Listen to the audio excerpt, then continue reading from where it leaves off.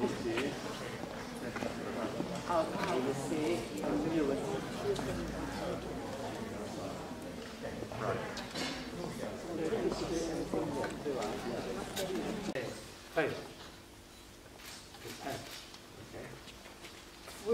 you wish to debate for or against the motion? Against the motion. So BIC will be debating against the motion. French Lycée will be debating for the motion. You have half an hour. We start here at 10 o'clock exactly. I have 2 rooms available for you.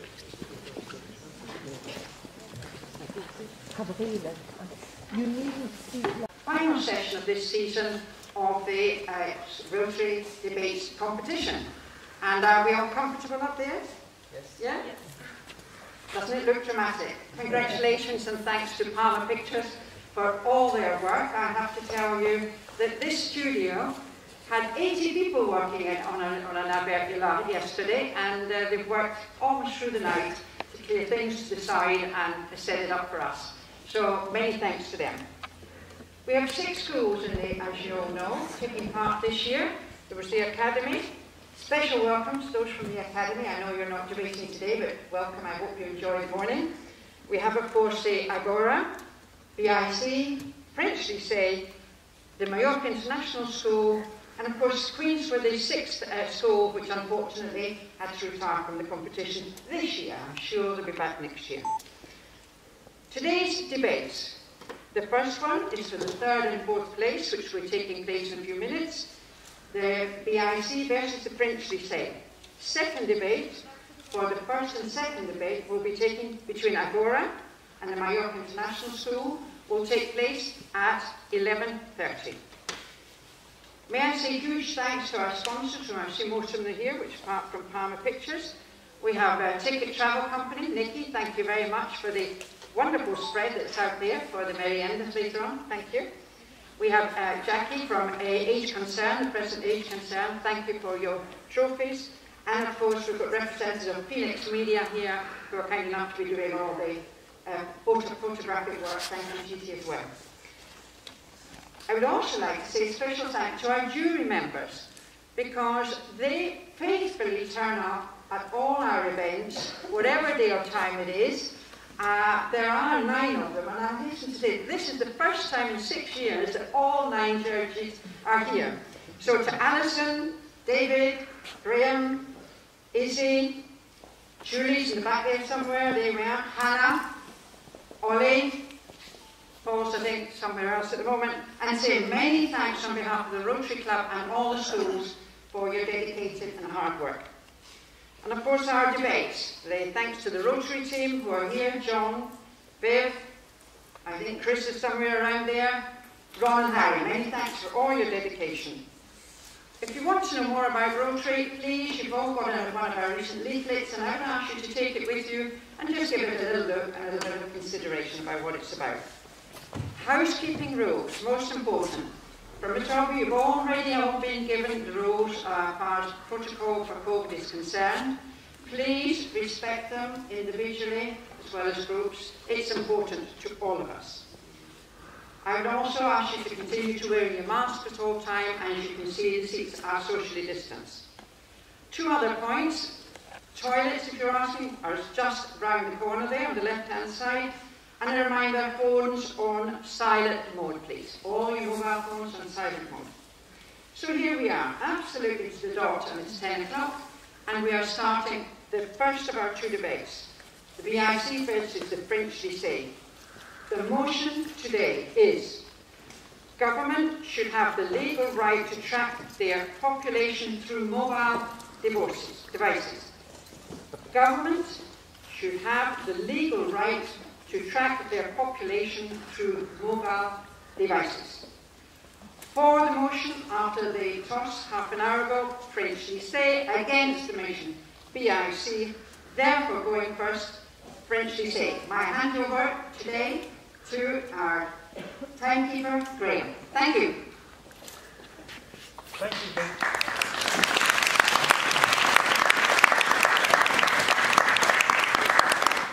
Teams, just to remind you, I'm sure you know the rules on the timing, but each speech is for 5 minutes. you cannot be interrupted for any reason for the first 1 minute.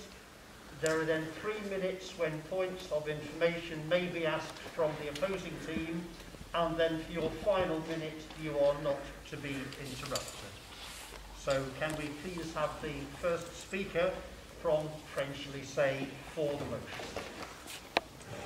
The bell will go after the 1 minute, and it will go again when there is 1 minute left.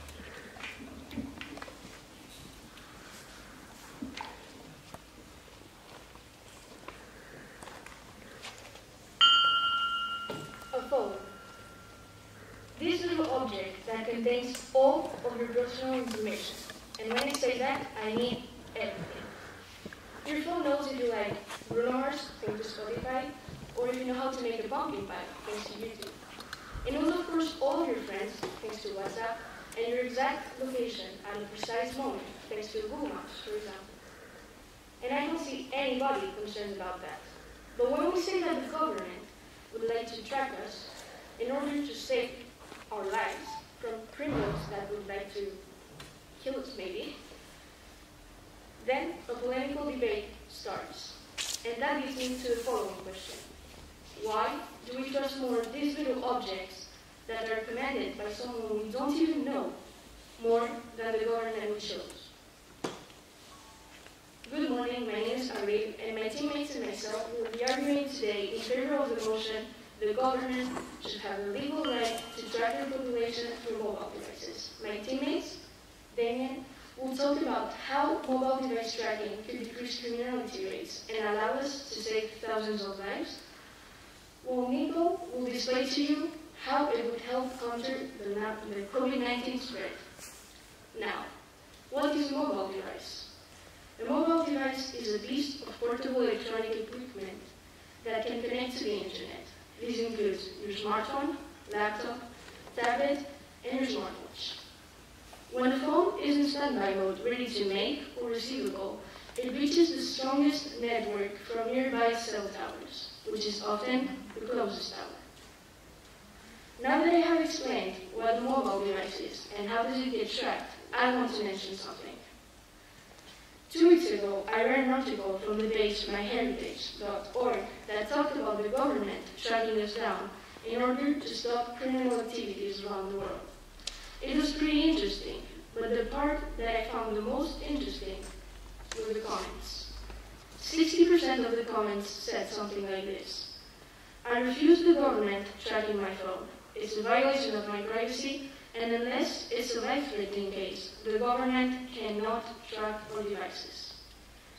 After hearing this, let me expose to you 2 possible scenarios. Scenario number 1, a world where criminal activities are constantly growing and hundreds of homicides happen each day because it would be illegal to track the killers. But hey, you would have what you call privacy. Now, scenario number 2, a world where criminal activities were dramatically decreased thanks to mobile tracking by the government. And, surprise, you would still have what you call privacy, because unless you're a suspect, no one will be interested in knowing about those secret things you find embarrassing and you don't want anyone to know about. This said, I would like to ask you a question. Is your privacy still worth hundreds of lives? Jury, audience, opponent team, thank you for listening.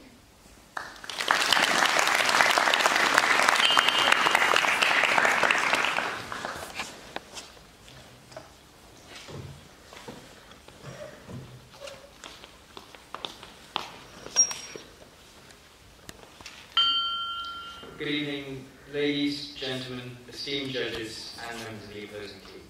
Today, me and my fellow teammates will leave you in no doubt that governments should not have the legal right to track their population through mobile devices. First, allow me to deconstruct the motion. Government is the office, function, or authority of the governing body.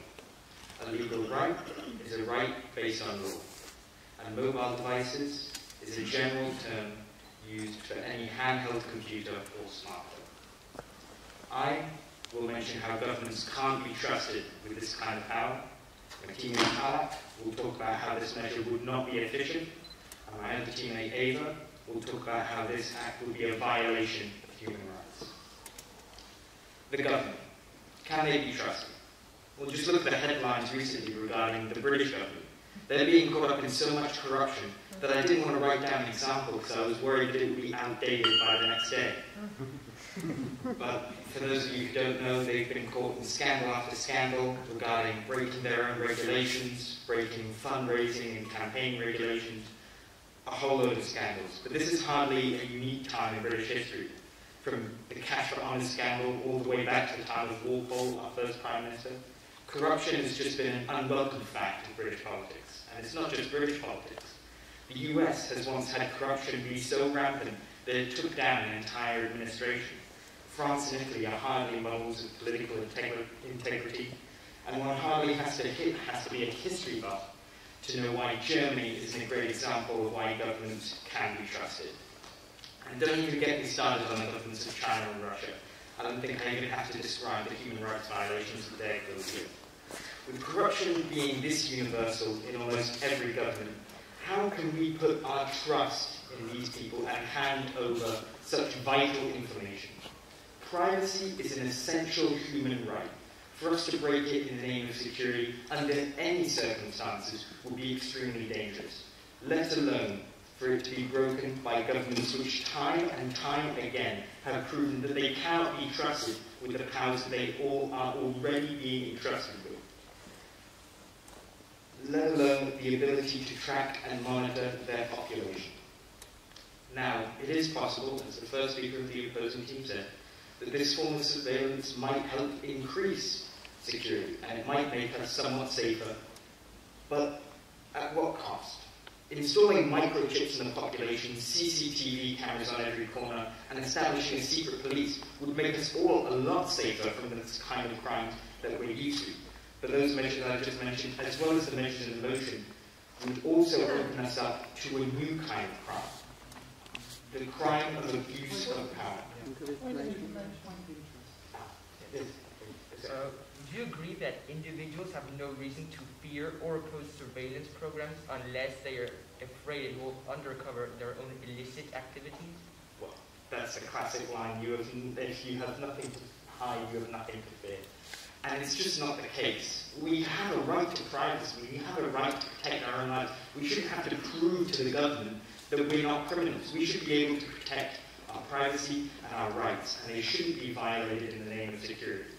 But as I said, these measures will open us up to a new type of crime, as described, as well as the measures described in motion, a crime of abuse of power, one that many people are all too familiar with. If you go to any disadvantaged place in the United Kingdom and ask them if the stop and search abilities that the police have make them feel safer, you'll find that they certainly don't, that they feel like they're violated. So too is the case if you go to any place in China and ask the people there for constant surveillance that the government has put them under makes them feel unsafer. People have been sold this lie time and time again that increased security measures are a necessary evil to make people safer. But all it is swapping one crime for another. That's all this motion is, allowing more rights to be violated by the government whilst pretending that it's in the nation's interest. I'd like to finish off with words from one of the great statesmen of the 20th century, Ronald Reagan, described as a great communicator. He once said, and I think this very accurately describes the motion, the scariest words you'll ever hear are, "I'm from the government and I'm here to help." Thank you very much.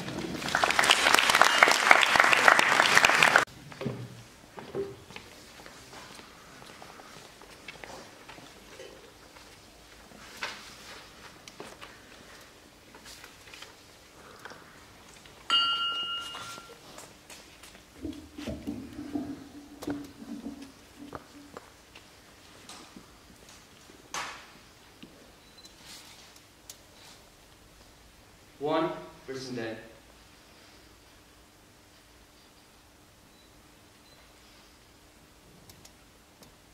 2 people dead.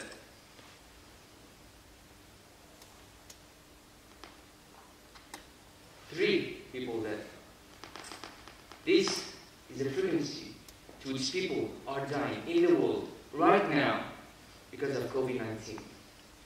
Yes, one, every 9 seconds. Good morning, my name is Nicholas, and today I will be presenting arguments in favor of the motion governments should have the legal right to track their population through mobile devices. Since the beginning of the COVID-19 pandemic, over 5 million people have died, and over 270 million have been infected. Hospitals are crowded. The doctors are running out of protective equipment. They are overwhelmed. They are working more than they should. Some of the patients that are being treated die either because the hospitals are full or because they cannot afford to stay in the hospitals. But wait, what does this have to do with governments tracking our phones? Detecting and isolating COVID-19 cases is a priority to slow down this spread of the pandemic. Specifically, the WHO reiterated that, and I quote, besides finding, testing, isolating, and treating every positive case of COVID-19, it is vital to trace all contacts of individual positives with other people in order to curtail virus spread rates. Yes? What would tracking the population to see if they have COVID or not, how would that actually help if the hospitals are under so much pressure already that they can barely cope with the patients they have? Okay, so if you know that this person has been infected, you can see who has been in contact with this person and make them go in lockdown, whereas I may have been in contact with you and in 1 week you may realize that you have COVID-19. And then the government will know, oh, Nicholas, you've been with this person recently, so you should go to the house and stay there for 10 days. This is how it will help. Well, since the start of the COVID outbreak, a plethora of mobile data collection applications have been developed to help users report their symptoms and track disease. Point of information. Yes. COVID-19 exists right now, but once it's solved, once it doesn't exist, what use will the government have of tracking us once this pandemic is over? Well, there are constantly new virus being created. You know, in 2009, I think, there was a virus that the kind of flu, and everyone was very worried about the world because it seemed very dangerous. If governments would track our phones, they would know where everyone that has been infected has been. And well, now it's COVID, but then it will be a flu, and then it will be any other infectious disease. An example of governments using these apps are South Korea or Japan. They are actively collecting data at an individual level. Although their apps allow users the possibility of opting out. However, the users consider that their government are going to use whatever data it collects in a responsible way.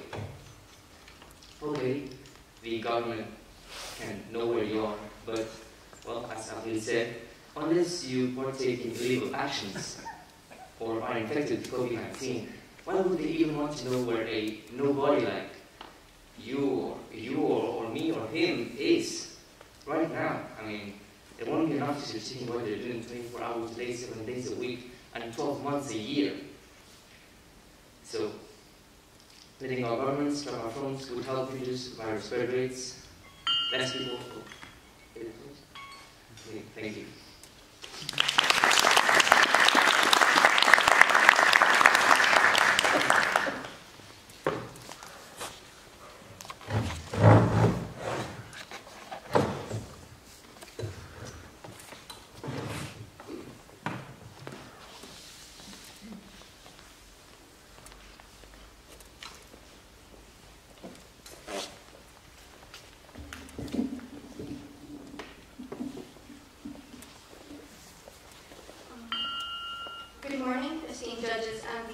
opposing team.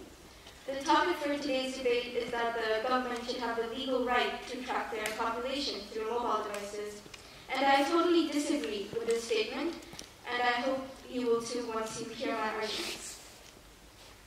Tracking population seems like the easiest thing ever when you say it, right? I mean, how hard can it possibly be? Maybe installing an app, reading the terms and conditions, you know, just the formalities. But if it doesn't hurt the sentiments of the opposing team, may I humbly ask, how are we supposed to believe that a newborn is going to have a phone with them? Or how can we ensure that all 7.9 billion people in this world can be tracked through a mobile device? Can we? I agree. There are many things which can be tracked by a person's mobile device, be it their banking transactions, their locations, even their political affiliations.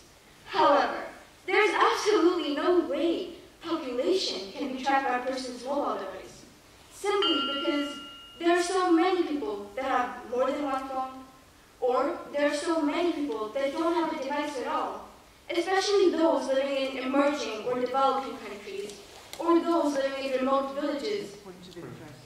Yes, absolutely. Do you not think that by tracking mobile devices, the Afghan government could stop millions of deaths?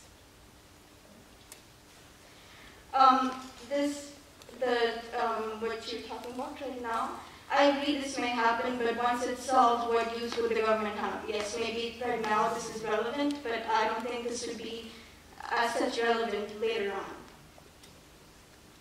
Am I to believe that my opponents will only count a person as a true citizen if they have a mobile device, leaving all the young people of our country waiting to be enrolled in the population index only if their parents buy them a mobile phone? I mean, this goes against all fundamental rights, against all values that great nations are built on. This is just a soft way of saying that the government wants to track the day-to-day lives of their citizens. It is no secret that democracy works on the principles of free will, and should the government start tracking our day-to-day lives, free will is sure to dwindle. Democracy is too important to leave in the hands of common people. I guess this is the principle behind today's motion. Also, have you ever considered the catastrophic events that can take place if our mobile phones are hacked, if our private information is leaked, or is in the hands of wrong people?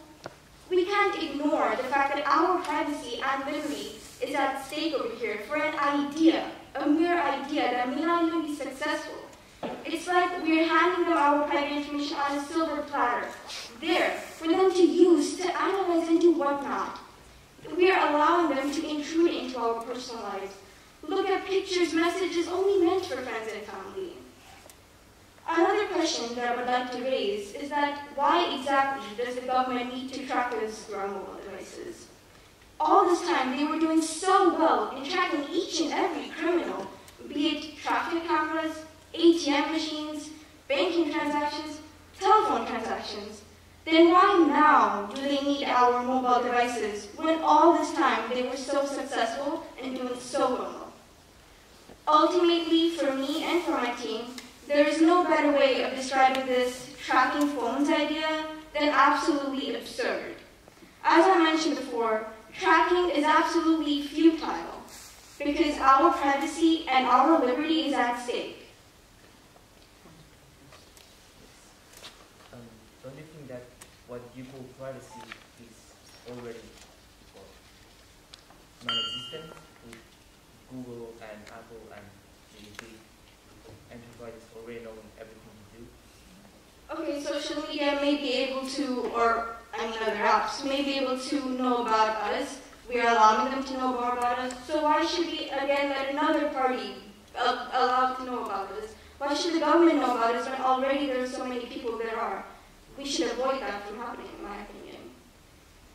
Respected judges and fellow opponents, you tell me, is this idea, is this app, is tracking phones so necessary, despite our privacy, our personal information being at risk?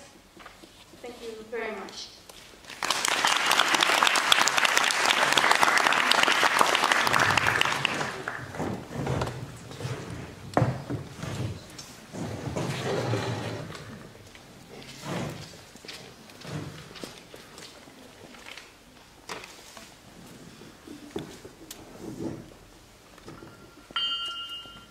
to all.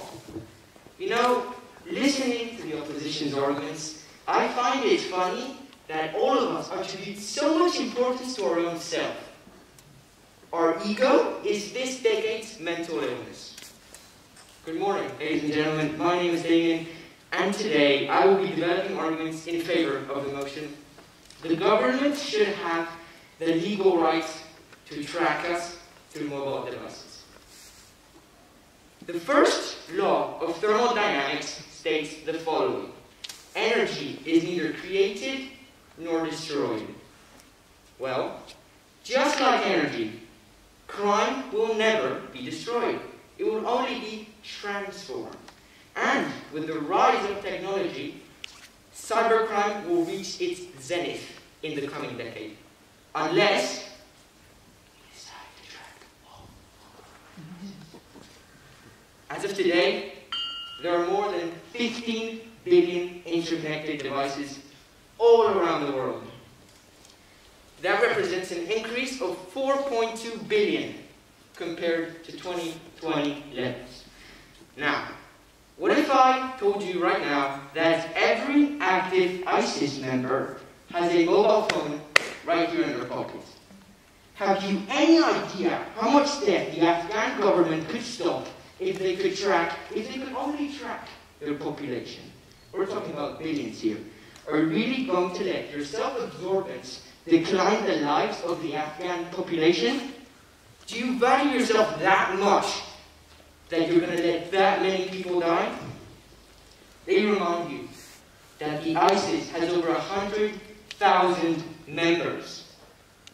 70,000 of those are active ISIS members, and 70% of those accepted.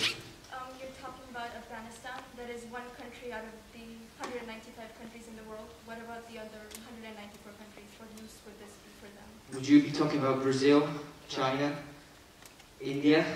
The same thing is happening there. What things? Well, first of all, do you know that China has one of the highest criminality rates in the world?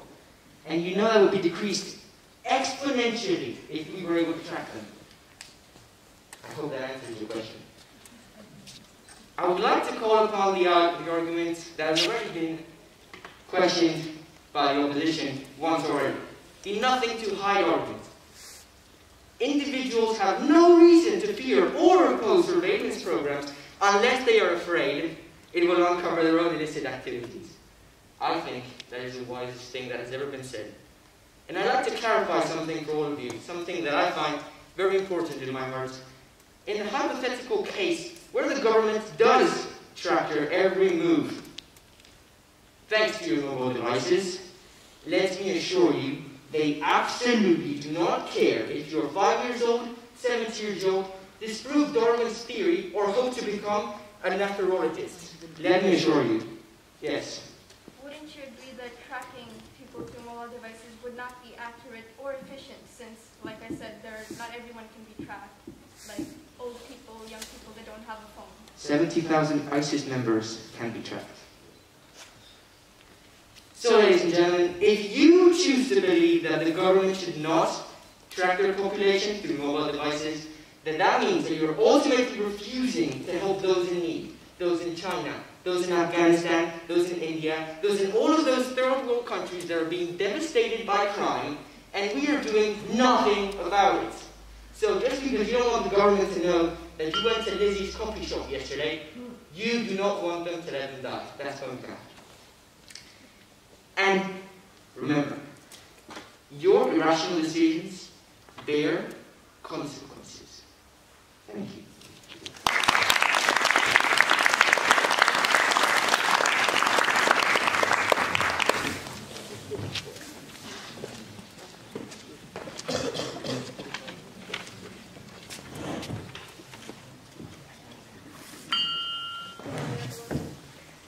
All trust will be lost if we allow our governments to track us through mobile devices. Why?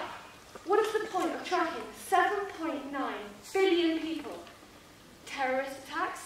COVID track and trace systems? Neither. As Palak suggested, and Damien has made his argument about, A terrorist would not carry their phone on them, meaning that the government would not be able to locate them. As for the track and trace systems, it's completely flawed, because regular testing has been slowed down to ease pressure on labs.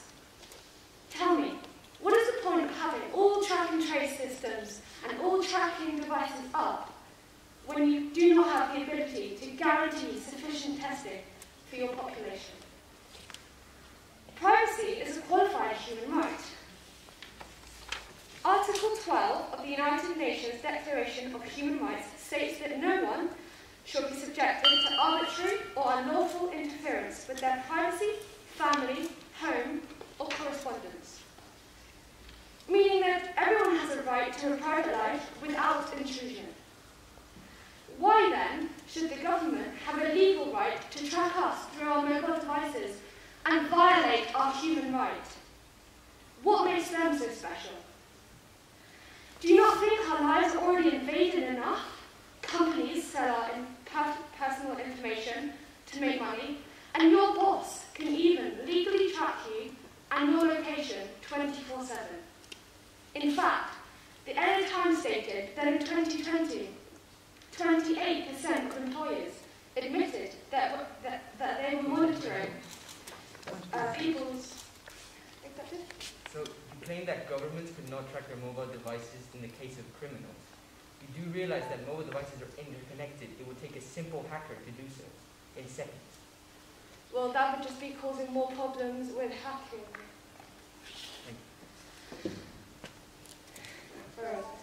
It also said that 24% of employees had no idea if their boss was using tracking software or not. Although they may not always do it, companies have the complete capability to track how often you're typing, your employment agreement, your webcam, and they can even access what sites you visit. This was made obvious in lockdown, as we started working from home, where companies could not control their workers. When they took breaks, how long these breaks were, and how much work was being done. They had no trust, faith, or confidence in their employees, so they resorted to spying. The motion is governments, not companies. Yeah, I'm coming to that later. Even those with office jobs could be tracked. For example, the Washington Post reported that Amazon tracked factory workers and drivers. They can track how long the drivers spend in the car, where they go, and how long it takes them to get there. Likewise, factory workers are also tracked on how long it takes them to pack up a box and how long they spend on breaks. If we allow the government to have the legal right to track our locations, who knows what other areas of our lives it could keep track of, and that we would never know about. Picture this. You wake up in the morning and you reach for your phone. We all do it. You turn it on and start scrolling through various social media pages. But what if someone is watching you? What if they could see exactly what you're doing at every point of the day? Does the thought of the government know where you are at all times not scare you? Even if you know that you aren't doing anything wrong, just the knowledge that you have no privacy from the leaders of our country and that they can do whatever they want with data collected from tracking devices is terrifying. There is a line.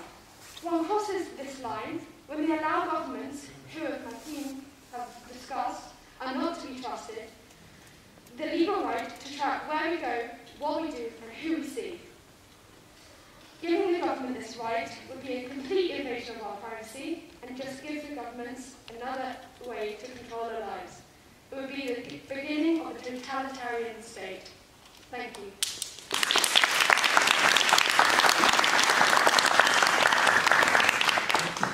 Thank you, teams. You now have 2 minutes to come to your summary, after which the team opposing, which is BIC, will have a 2-minute summary, and then potentially saying will make their 2-minute summary. So 2 minutes to work it out.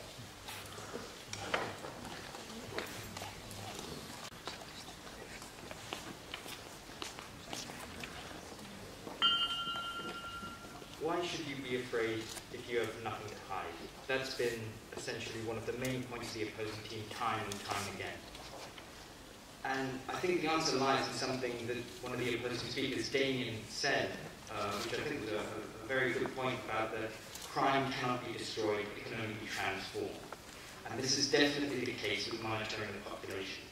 All it will do is transform this crime that we're used to, the traditional crime of getting mugged on the streets, and replace it with the abuse of power that governments will be placed with.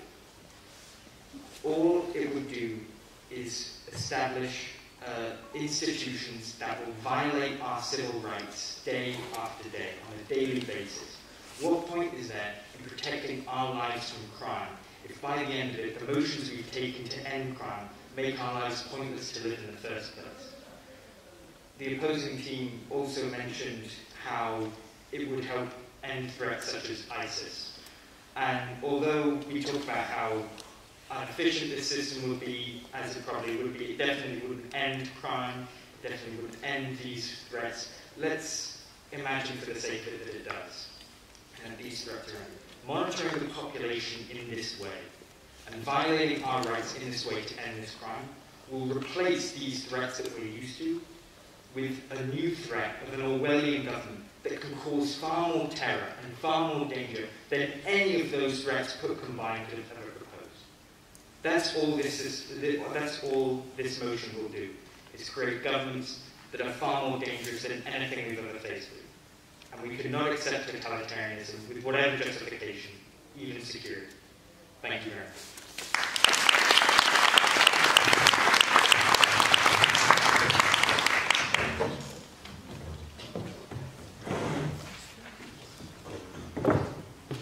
Thank you. So French Lycée to sum up for the...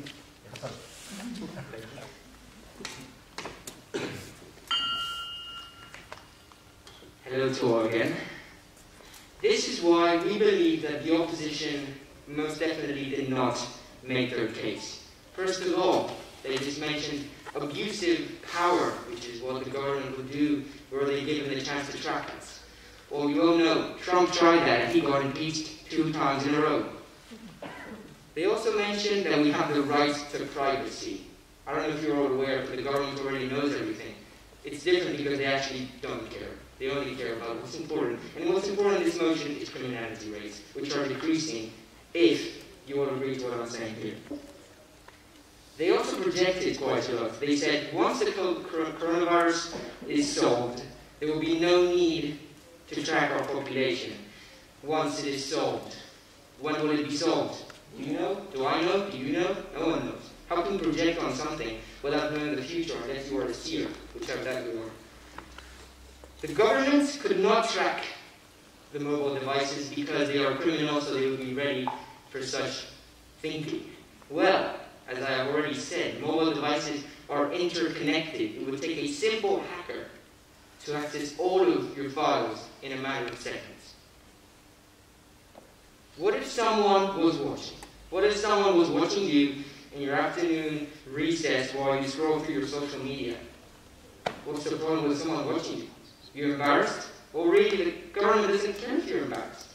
Because you don't have anything to hide, then why should you hide? If you're scrolling through social media, the government does not have time to look at you going through social media. Do you think the president of Spain would have fun in his afternoons looking at what you guys do on your social media? Thank you very much.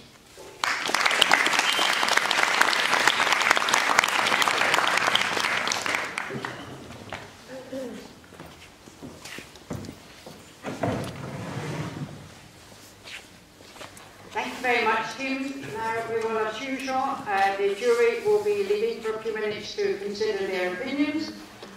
They will be coming back in about 10 minutes' time and giving those opinions, but of course the results will be announced later on.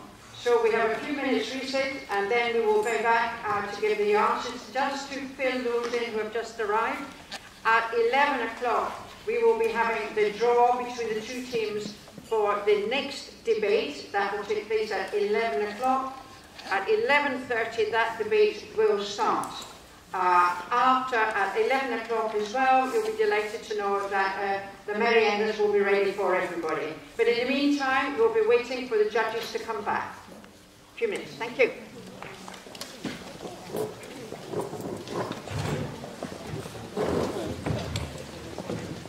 But it's for something very important. The judges will now be giving their opinions and comments on the debate. But of course, as the finals are later on, so the results of the debate will be taking place at 12:30. But here are the judges to give their comments on this first debate. Izzy, Tim, and we're missing a judge. We're missing a judge. Ollie.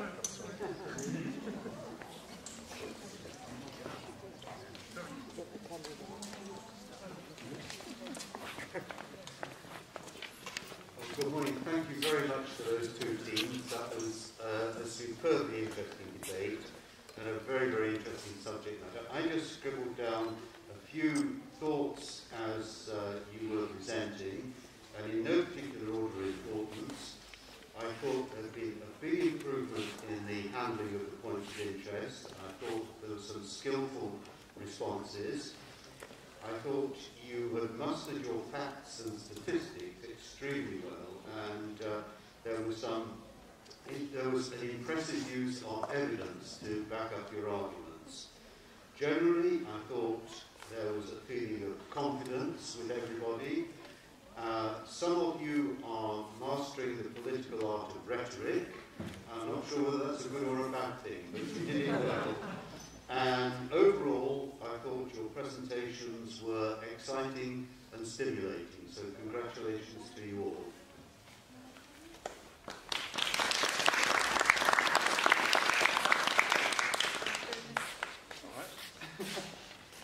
I'll have a go at the microphone before Izzy does. She doesn't want to. I'm trying to work out what Damien did. There we go. Let's do it that way. Perfect. Well, it's not for nothing that you guys are here for the final day, because you're very good at what you do.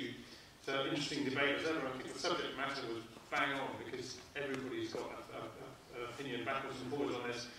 The structure of the arguments is brilliant. Lots of wonderful three dimensions. People coming at it from lots of different angles, really discussing lots of it, and actually reacting to their opponents' opinions as the opinions are being made, which is really important.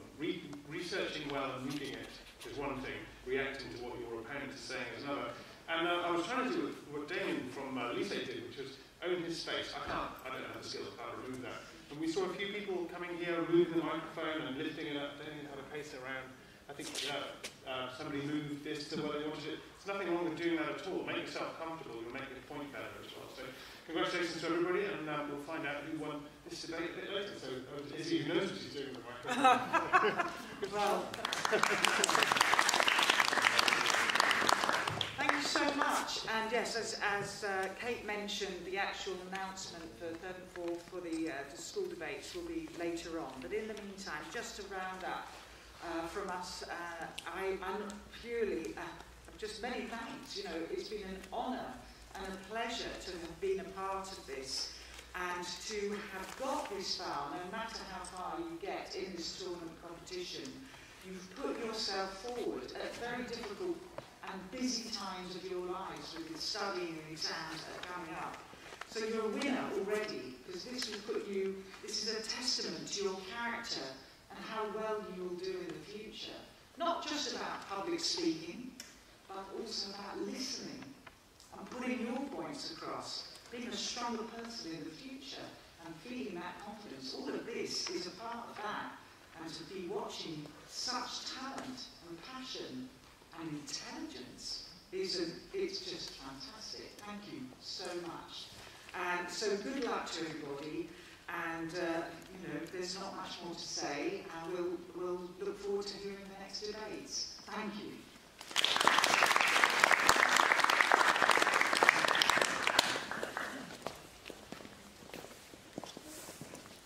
Whoops, our little one again.